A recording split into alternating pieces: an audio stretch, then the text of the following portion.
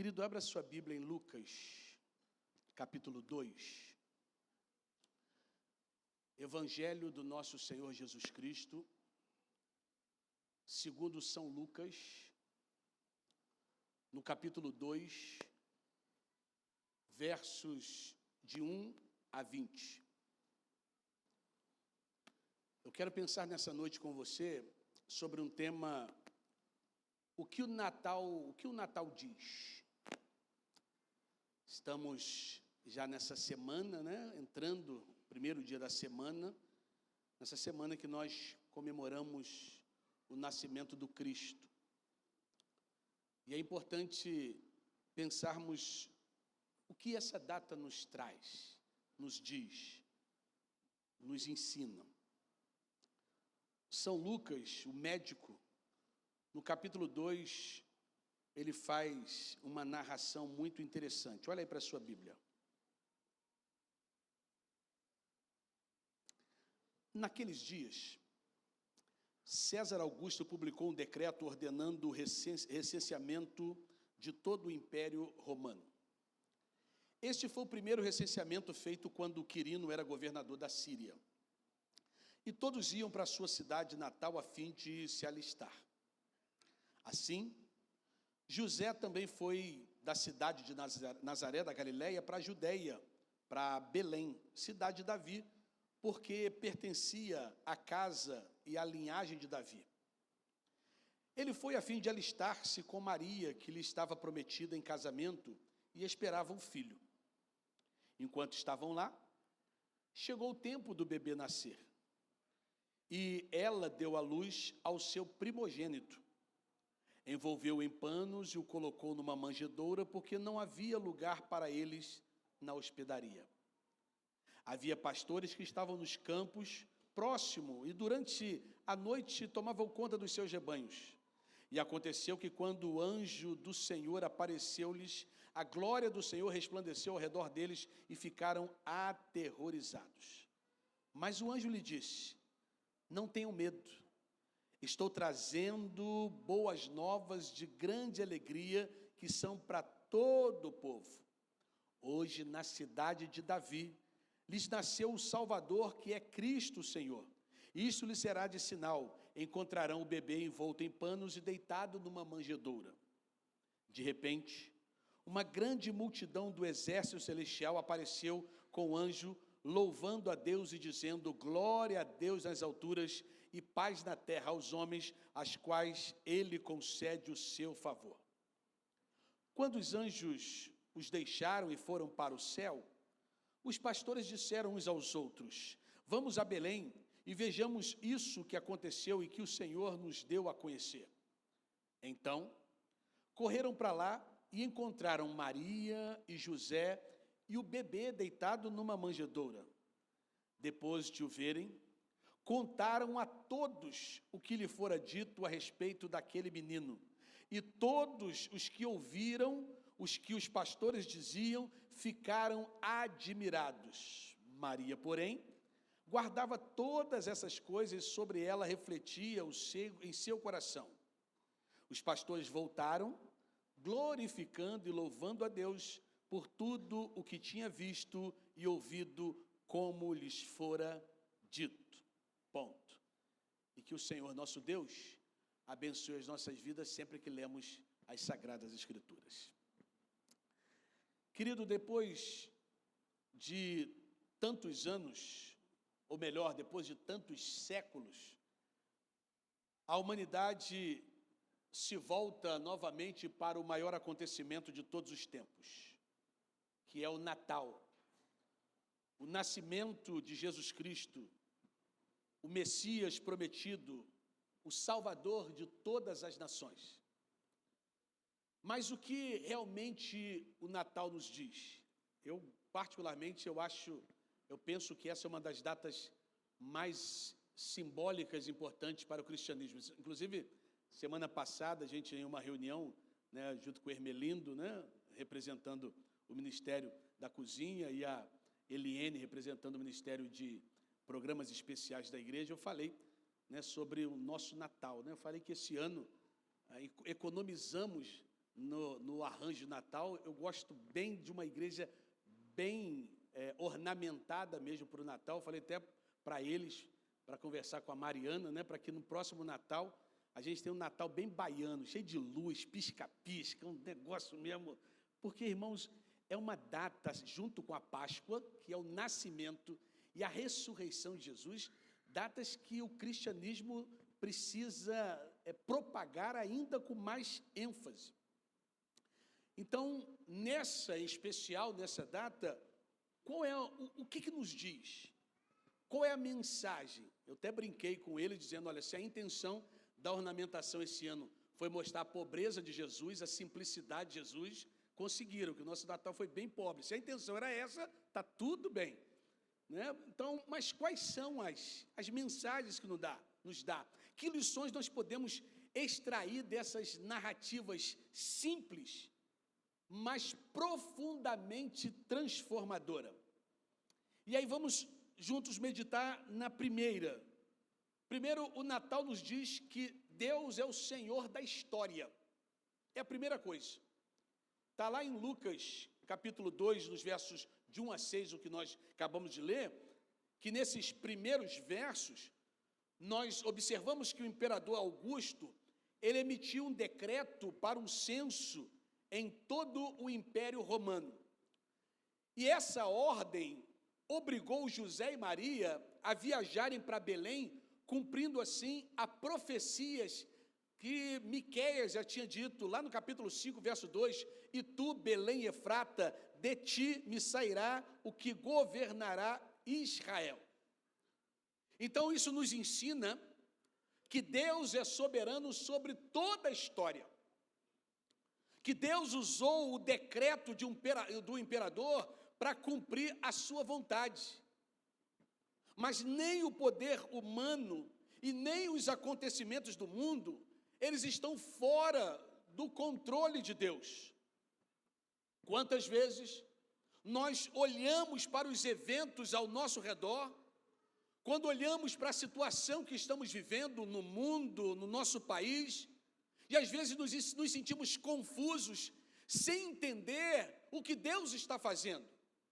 Mas o Natal, ele nos lembra que Deus move os céus e a terra para cumprir o seu plano perfeito. Então ele é o Senhor da história, e tanto na história da humanidade, quanto na história pessoal, ou seja, tanto no mundo inteiro, como na sua vida, Deus, ele é o Senhor. Então, a primeira mensagem que o Natal nos dá, é que nós devemos confiar na soberania de Deus.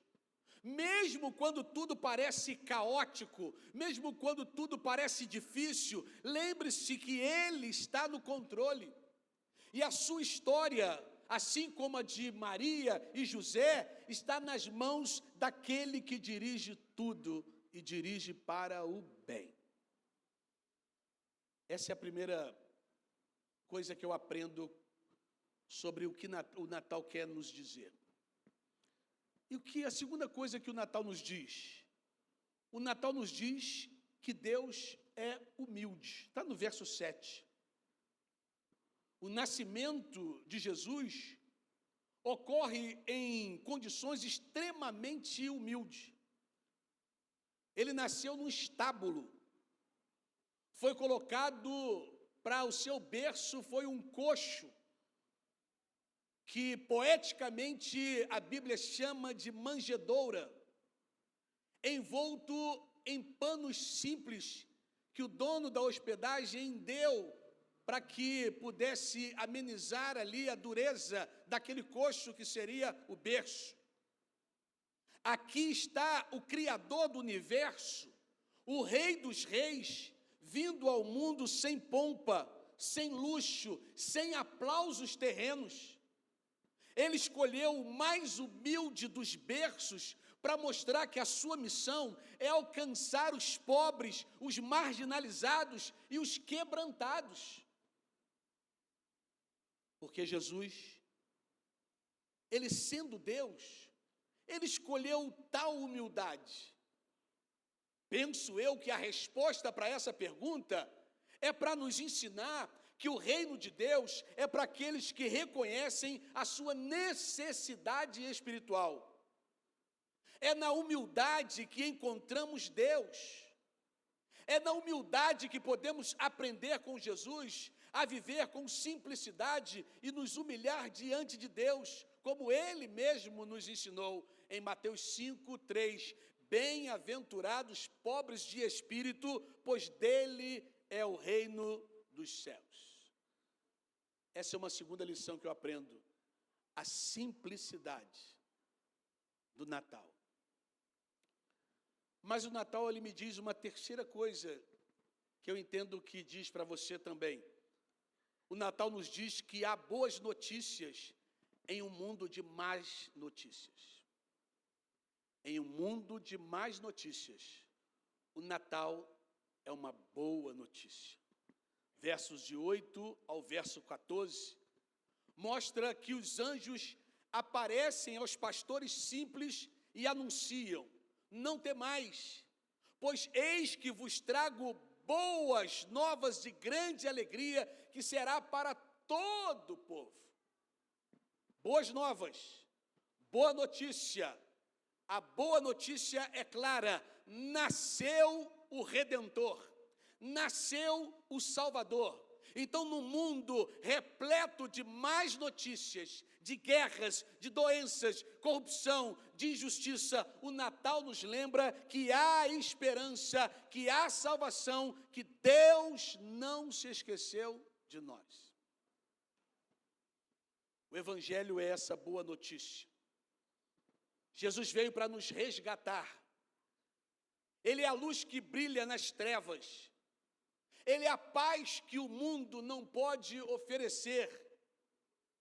E assim como os pastores receberam a boa notícia, nós também somos chamados para proclamá-la, para dizer aos quatro cantos, para dizer para a nossa família, para os nossos amigos, para os vizinhos, que Jesus nasceu.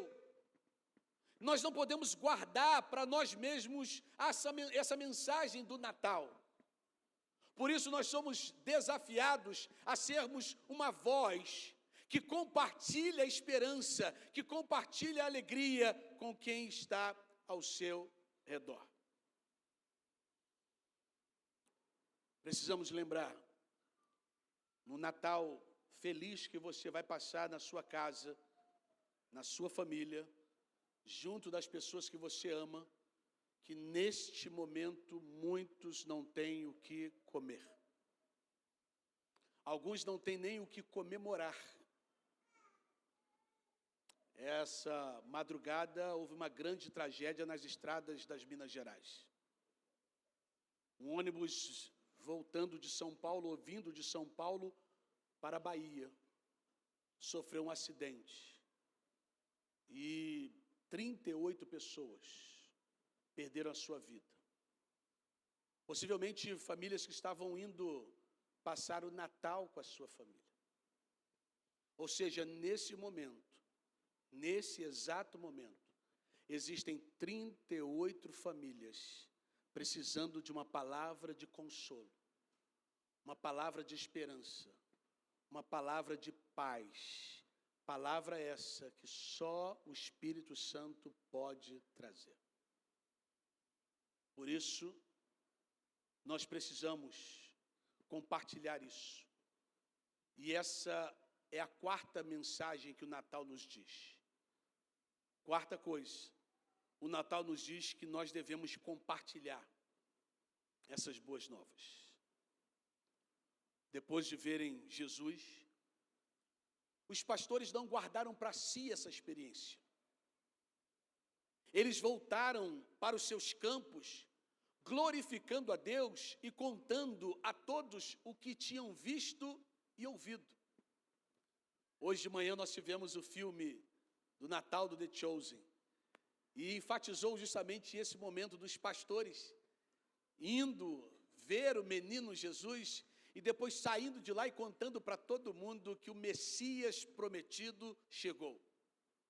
Isso nos ensina que o verdadeiro encontro com Cristo, ele transforma as nossas vidas e nos impulsiona a testemunhar. O Natal, ele é um chamado para sermos o portador desta boa nova. Por isso, amados, assim como os pastores, nós somos chamados a ir e contar o que nós temos visto e o que nós temos experimentado. Eu tenho absoluta certeza que você tem muita coisa para contar para as pessoas o que Deus fez por você nesse ano de 2024. O que Deus fez por você neste período. Recebi hoje uma cartinha do pastor Davi, da Roberta, do Léo e da Júlia. Uma lembrancinha de Natal. E a carta linda, contando como eles receberam a notícia, né, que o Léo é um menino de ouro, colocado por Deus para essa família cuidar com muito carinho. E como a evolução do Léo tem sido tão gratificante, tão notória. Mas a cartinha finaliza, a Roberta e o pastor Davi contando na cartinha, que a última evolução que marcou esse tempo, é que o Léo não dava beijo. E agora, esses últimos dias, ele começou a dar beijo. Inclusive, na lembrancinha veio um docinho, beijinho, para simbolizar esse beijo doce, carinhoso e melado. Um gesto simples para todas as crianças, para os nossos filhos e netos, que é tão comum. Mas para o Léo, para o pastor Davi, para a Roberta, uma evolução enorme. Isso é só um dos tantos outros motivos que essa família tem para agradecer e faz questão de agradecer. E nós devemos ser assim também. Porque nós, como seres humanos, nós somos muito dados a enfatizar as coisas ruins, as lutas que passamos, as dificuldades que batem na nossa porta, essas reverberam, essas falam muito alto, mas as outras coisas que são muito maiores, que são em maiores quantidades, às vezes nós deixamos de testemunhar.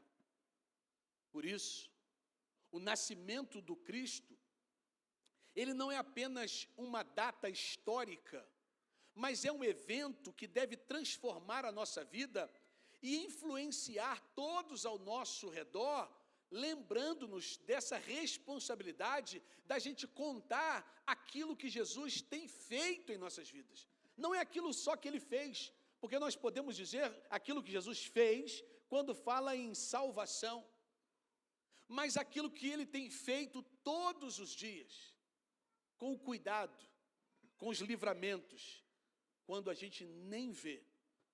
Talvez você nem saiba, mas essa semana Deus te deu um grande livramento.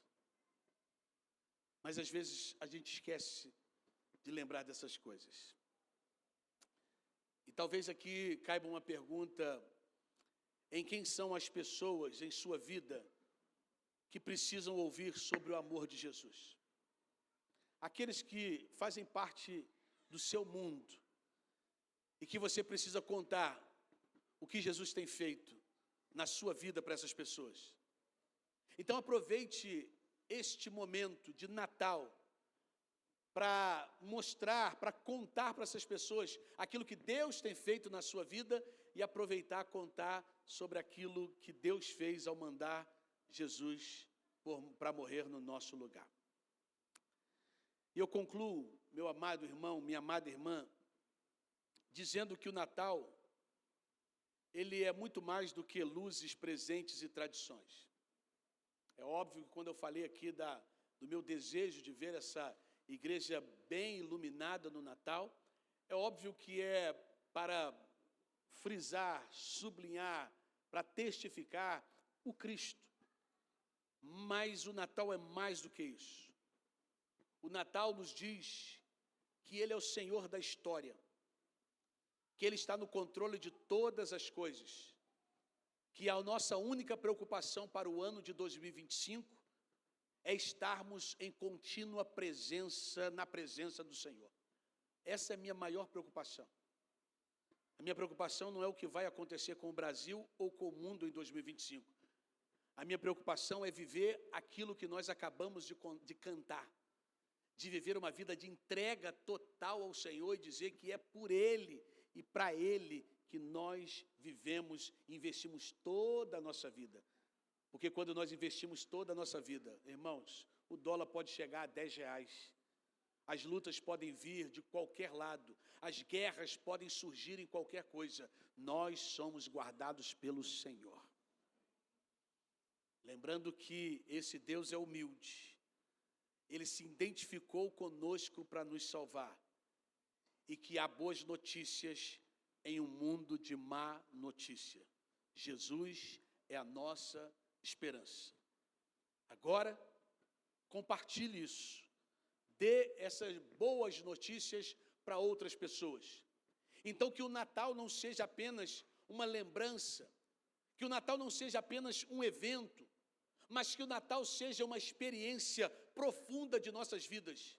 E assim como em Belém, que foi o cenário da primeira vinda de Cristo, que nossos corações sejam o lugar onde Ele nasce, onde Ele reina todos os dias. Que o seu corpo seja Belém, que o seu coração seja manjedoura, o lugar onde Cristo habita todos os dias para viver um verdadeiro Natal, porque é isso que o Natal nos diz. Amém, irmãos?